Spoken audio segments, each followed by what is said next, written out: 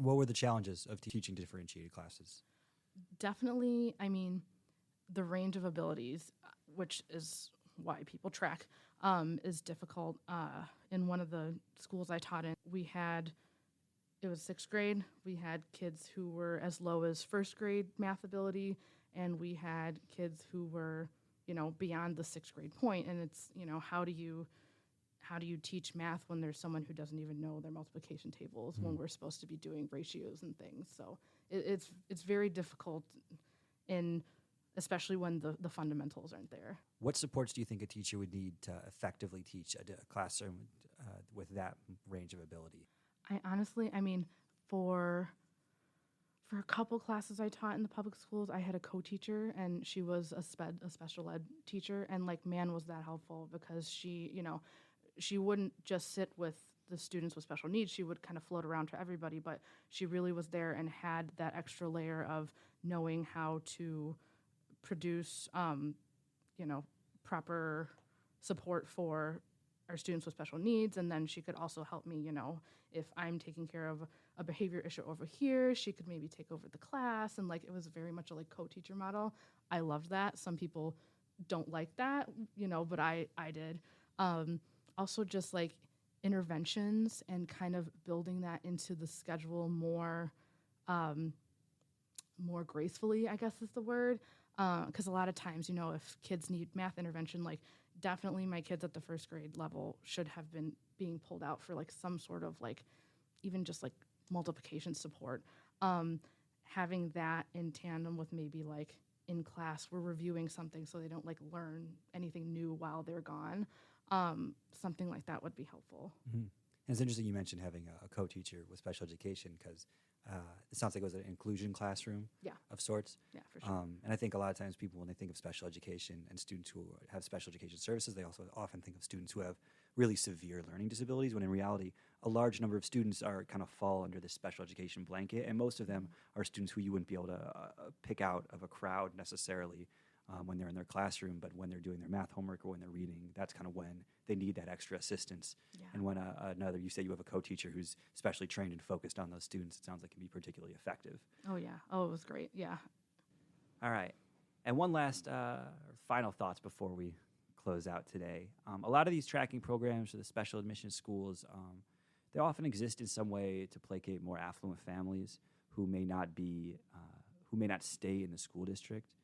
If they didn't have access to these specialized and frankly segregated programs, segregated both in an academic sense and often ends up being racially, socioeconomically as well. So a big question often is, if we get rid of these programs, will these more affluent families leave, and how will their departure impact the other students? And it reaches kind of a philosophical question on if we can bring more rich families into a district, and let's say we have this program that's segregated based on some sort of metric that correlates with wealth. And we can get a bunch of affluent families to be in the district for this program, and the school is segregated, but it brings in more per pupil funding and allows for higher funding at other schools. Are we willing to kind of make that sacrifice and have this school that is problematic in many ways if it does help other students in the district? Yeah, it's so, that's the question, isn't it? I think that's also why, there's a lot of talk and controversy around charter schools in Chicago, because that's kind of, we're taking these practices or attracting certain types of people to these schools. So this way it can benefit those who wouldn't have had access otherwise. But why can we not just properly fix the public schools for everyone? That's the question. Mm-hmm. And that gets covered a lot in the special admission schools that have standardized tests or grades as the kind of the metric for who gets in, where they kind of function as that, either unintentionally or kind of quietly, where it kind of filters by some students. And obviously it's not completely segregated, but it does kind of almost pander to affluent parents. And that can be either a good thing for the school, bad thing for the school, good thing for the district, bad thing for the district. There's other quiet ways where this happens. In Boston, we have a school assignment system where it kind of is based on where you live. And so if there's a good school that's in a rich neighborhood, hypothetically, people from all over the city can have access to it. But if the parents who live closer have a better chance of getting a seat, it's kind of a quiet pandering to keep them in the district. Because if they leave, a lot of times large urban school districts will be, there for families who get the school they want to go to and for families who don't have any other options. And so if there's families who have other options and they would go to a private school and the school district loses that funding, it could end up being worse for everyone who's left in the district. Yeah, for sure. Even if it ends up being, a handful of more students get to go to this good school. Yeah, it kind of reminds me of the selective enrollment process here, where like the big argument is, well, you're taking all the high achievers out, and like, where's that going to leave our neighborhood schools? Whereas, why can we not work to beef up our neighborhood schools? And Right, and a lot of times in Boston, they just changed they call them exam schools, but they changed the admission process. And I like to read the comments on the Boston Globe website because I'm a masochist, but because the top comment is always, why don't we just fix all of the schools, which is kind of a dodge in those things. It's a little more of a troll in that situation, but at a certain point, it's such an effective troll because it's true. Because we were just, the current CEO of Chicago Public Schools mentioning about how they're making the special admission process more equitable, and we're getting more students of color, more students from low-income neighborhoods. But then the question is, where does that leave the schools these students come from? Right. If these students were kind of set to go to their neighborhood high school, and all of a sudden that neighborhood high school is losing, 5% of their best students, what does that mean for that neighborhood school, and what kind of AP classes can they offer? What kind of extracurriculars can they offer? If their enrollment is low, what kind of extra teacher support can they have? And so that to me is kind of the fundamental question. And a philosophical one as well as a practical one. All right. Well, Taylor, thank you so much for being with us today. Yeah, thank you for having me. This was great. I appreciate all of your experience and all of your knowledge, and hopefully we'll have you back sometime. Awesome. I would be happy to be back. So. All right. Thanks so much.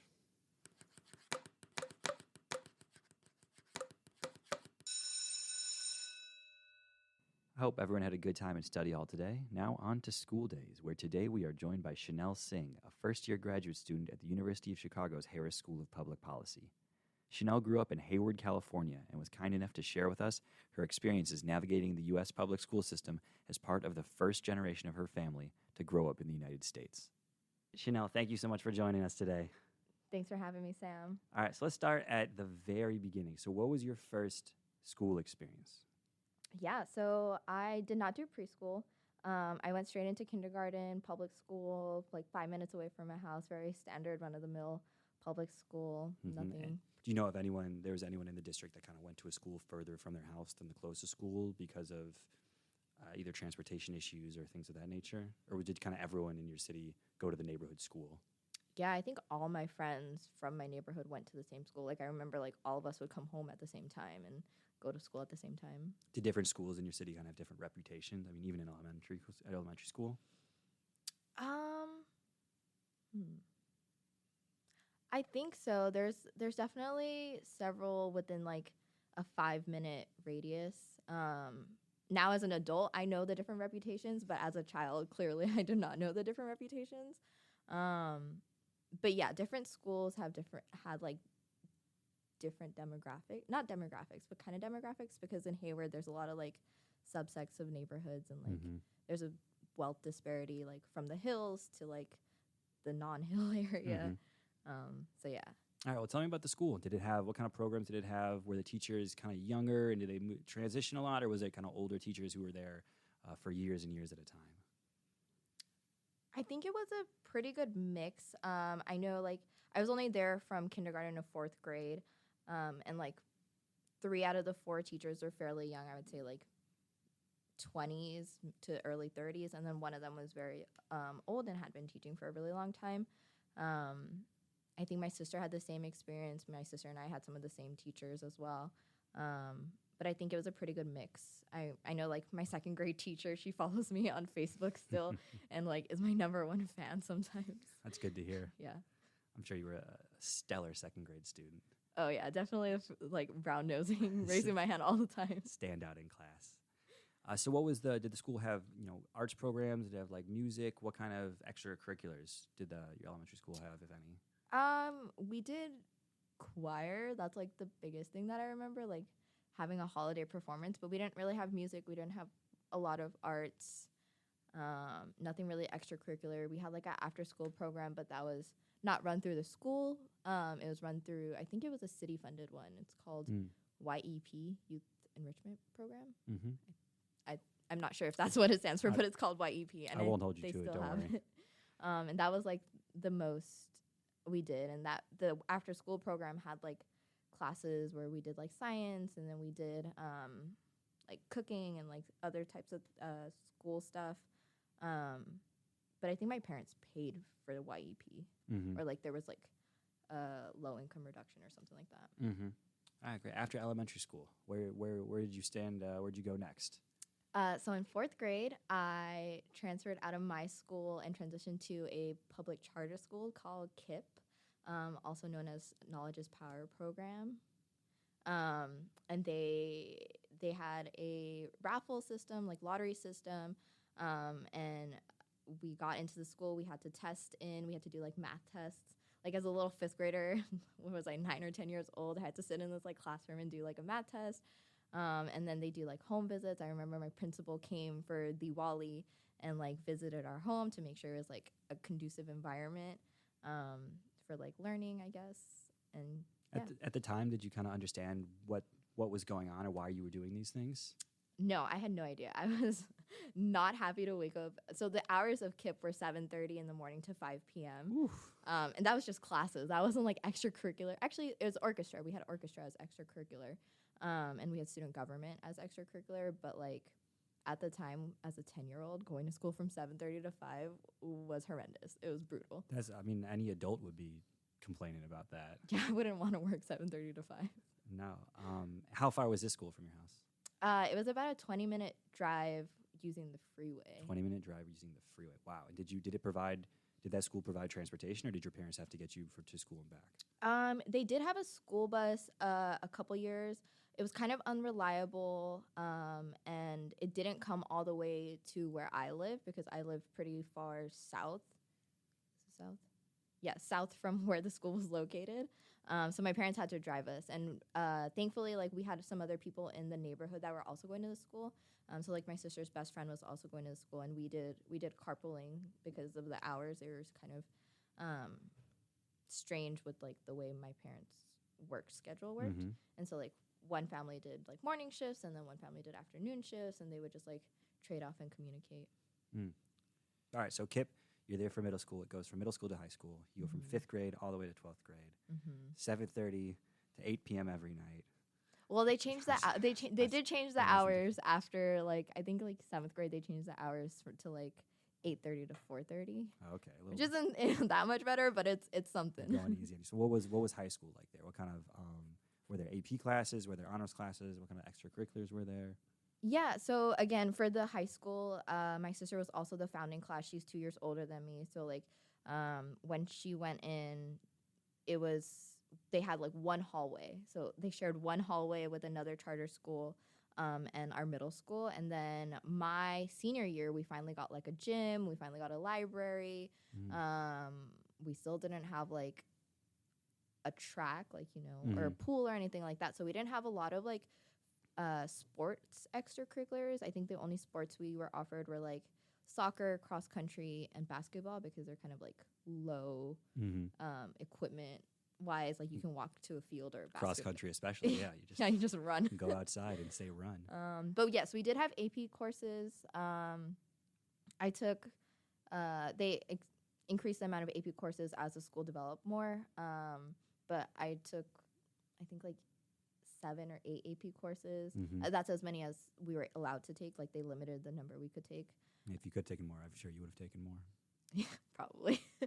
And then, yeah, I think the school was really great in terms of like, for me at least, giving me opportunities to grow and like learn. Like I did a lot of student leadership. I did a lot of like mock trial, like planning committees. I did like dances and prom. I did, I did like the president stuff, so I ran for student government. Yeah, I did all of that. So in that sense, it was good. I also really liked that it was a small school in terms of like 400 people versus like I have like nieces and nephews that are going to schools that are like 2,000 people. And I was like, I could not handle that. That's how big my college was. Yeah. I was like, that's insane. Absolutely. And the building is an interesting thing too. You said, did the middle school and the high school, did they share a building? Yeah, so we shared a building, but it was separated by a courtyard. You shared it, and you also shared a building with